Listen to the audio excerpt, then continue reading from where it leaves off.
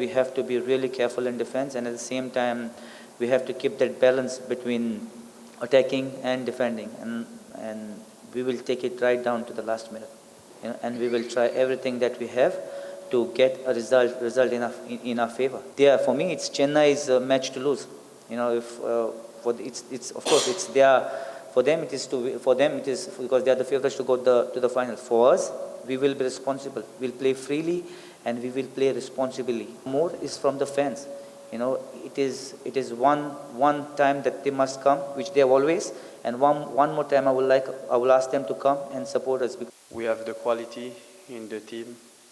We have great player, and I'm confident that we can do it if we manage better the game in defense, and in attack if we score the chance that we're gonna get.